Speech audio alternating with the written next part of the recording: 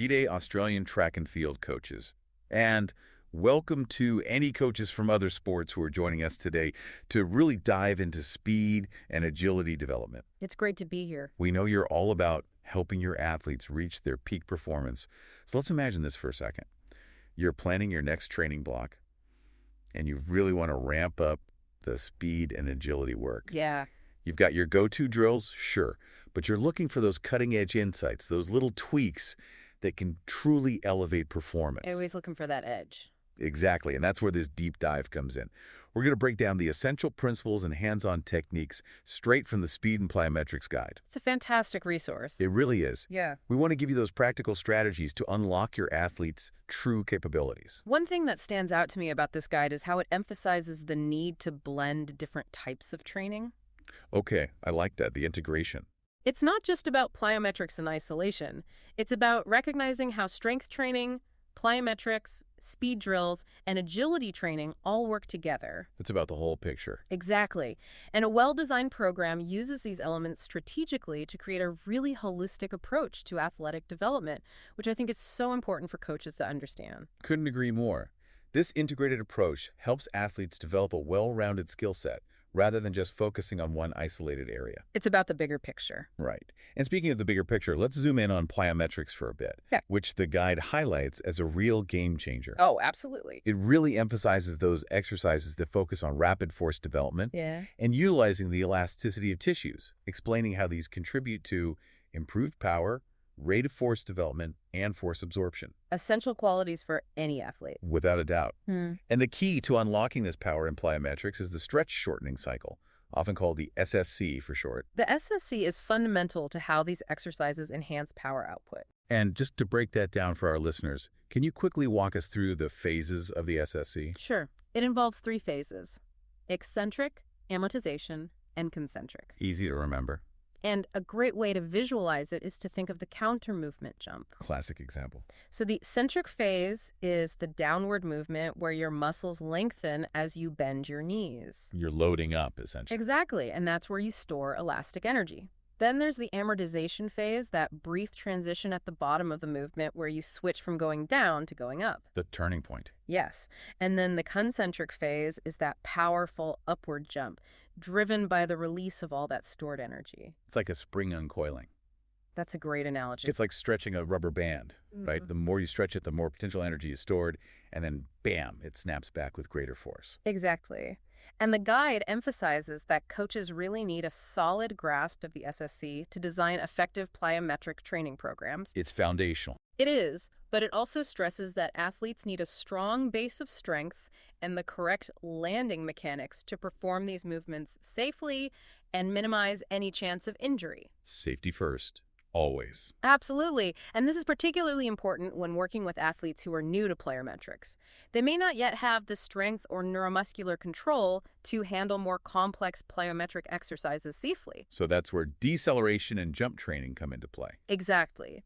They act as a preparatory stage before moving on to those more intense plyometric exercises. It's about building a solid foundation. Exactly. And this type of training emphasizes building eccentric strength and really honing in on those landing techniques. The guide mentions drills like jumps in place, multiple hops, and jumps that cover distance. Those are great examples, and they all focus on controlled landings and gradually increasing the difficulty and intensity over time. So a gradual progression. Yes, and the guide really emphasizes that coaches should prioritize the quality of movement over quantity.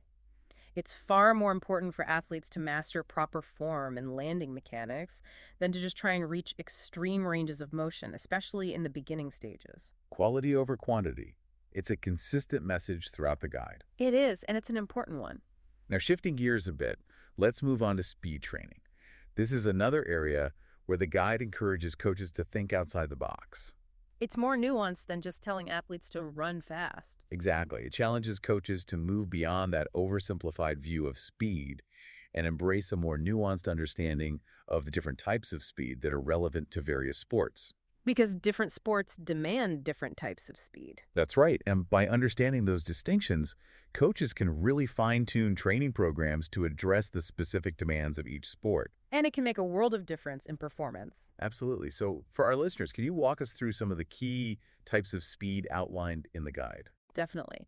So first we have reactive speed. This is the ability to respond to a stimulus in the shortest possible time. So think quick reflexes. Exactly. Think of a tennis player reacting to a serve or a footballer dodging an opponent. It's that ability to make split-second decisions. Precisely. And then we have active speed, which is all about those short bursts of high-intensity movement. So like a quick sprint. Exactly. It's about accelerating quickly and changing directions rapidly. Like a basketball player driving to the basket. Perfect example.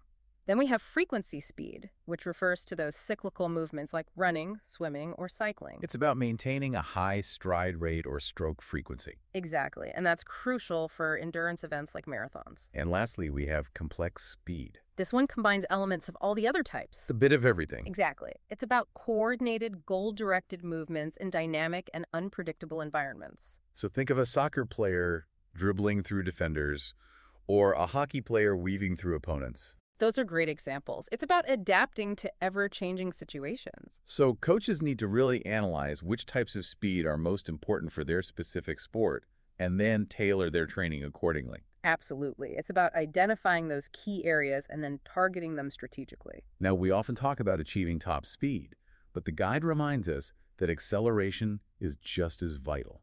Especially in sports that involve a lot of quick bursts. It makes a big difference.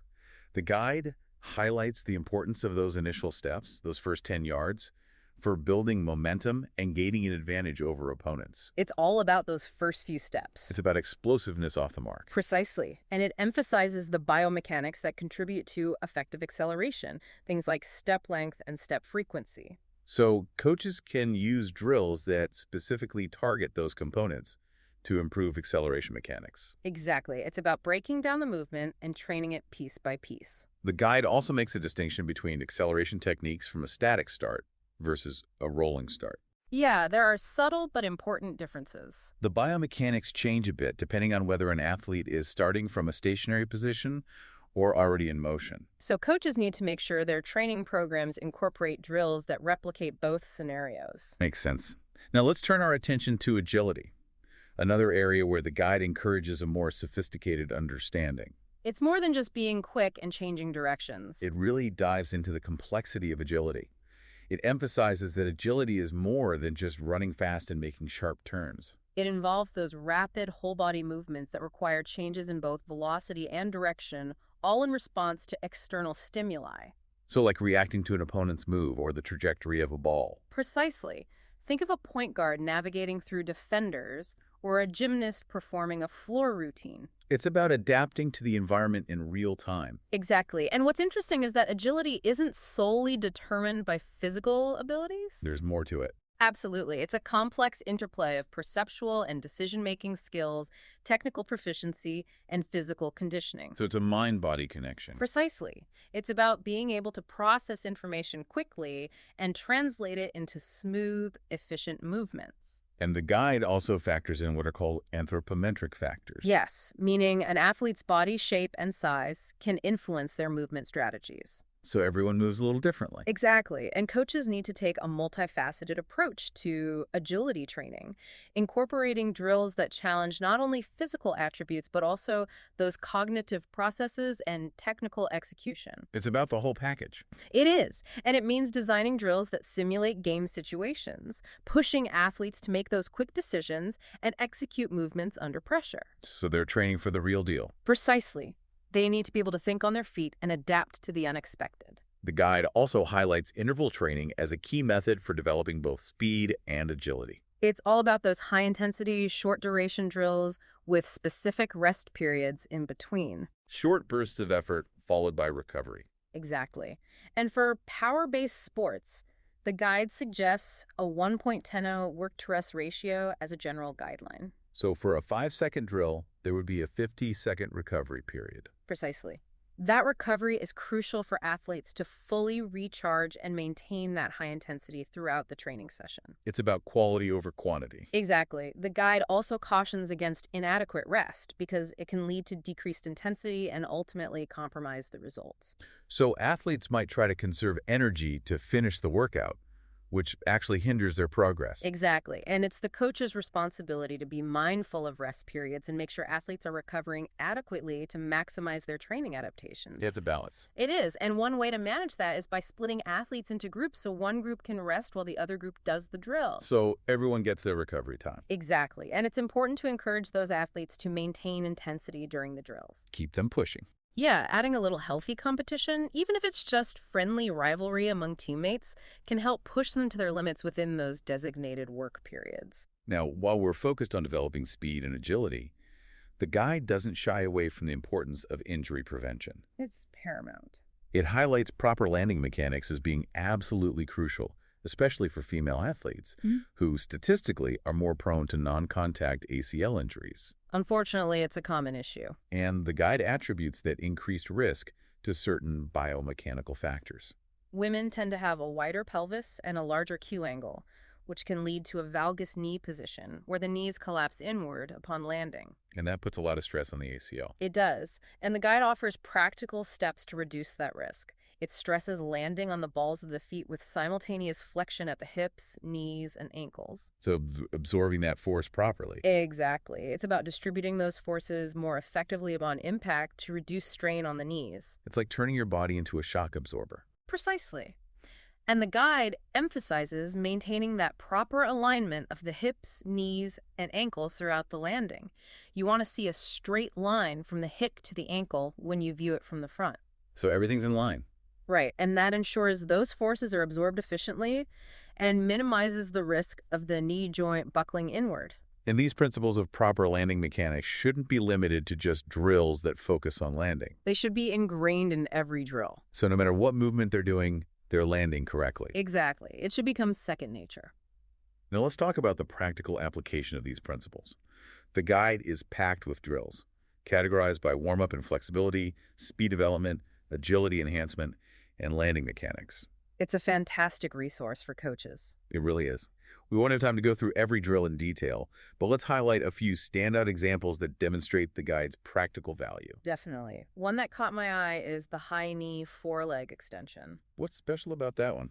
It's a dynamic warm-up that blends hip and knee strength with dynamic range of motion. Yeah. Really preparing athletes for the explosive movements they'll need in the speed and agility drills. So it gets them ready for action. Precisely. Another one that stood out is the harness routine. Oh, I've heard of that one. It isolates acceleration mechanics. Athletes can focus on generating power and refining their technique without the distraction of linear movement. It's like training that initial burst of speed in a controlled environment. Exactly, and it's a really valuable tool for developing that initial burst that's so crucial in many sports. And for enhancing lateral movement and explosiveness, there's the lateral box jump. A classic. It challenges athletes to jump laterally onto a box and then back down, building that power and coordination needed for those quick changes in direction. Essential for sports like basketball, tennis, and soccer, where lateral movement is key. Exactly. And those are just a few examples. There are so many more great drills in the guide.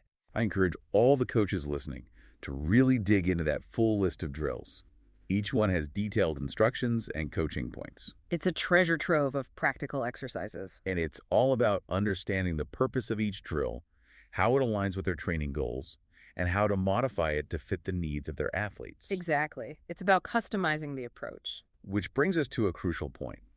Developing speed and agility isn't a one-size-fits-all proposition. Definitely not. It requires a nuanced understanding of the underlying principles, a keen eye for observation, and the ability to adapt and personalize training approaches. That's where the art of coaching comes in. And that's something we'll explore further in the next part of our deep dive. It's about recognizing that each athlete has their own strengths and weaknesses. And their own unique movement patterns. Exactly. Coaches who can tailor their approach to those individual needs will see much better results in their athletes' speed and agility development. Absolutely. It's about personalization. So we've talked about how developing speed and agility involves a lot of different factors: strength, power, technique, and injury prevention. All crucial elements. But how can coaches actually use the information from this guide to create programs that really maximize their athletes' potential while minimizing the risk of injury? What are the big takeaways? Well, for me, one of the most important things is that the guide really pushes coaches to understand the subtleties of speed. It's not just about having athletes do generic speed drills. It's about analyzing what type of speed is going to be most critical for their success. So a basketball player might need a high level of reactive speed. Exactly, because they're reacting to the ball and opponents constantly. And a sprinter needs more active speed and frequency speed. Absolutely. It's about making the training specific to the demands of the sport. Tailoring it. Yes. And another big takeaway is the importance of proper technique and biomechanics. The guide really emphasizes that, doesn't it? It does, and for good reason. It's not enough for an athlete to just be able to run fast. They need to run efficiently with proper form and landing mechanics. Not just raw speed. No, it's about quality of movement. And that's not just for performance. It plays a huge role in injury prevention, too. So it's about being smart about how you train. Exactly. And that attention to quality extends to how you choose and execute drills.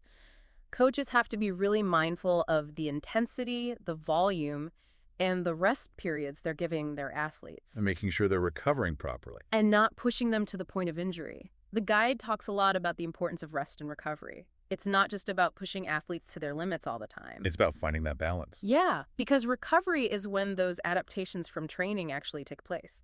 If you're not giving your athletes enough time to recover, you're really limiting their progress. You're working against them. Right.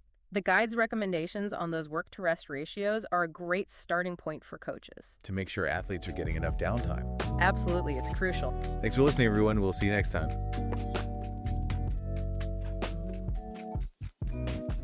Hey coaches, just a reminder that you can find this resource and hundreds of others at coachathletics.com.au. Also, the free Endurance Edge Masterclass featuring Olympic medalist Jemima Montag is open for registration. Visit the course calendar to reserve your place.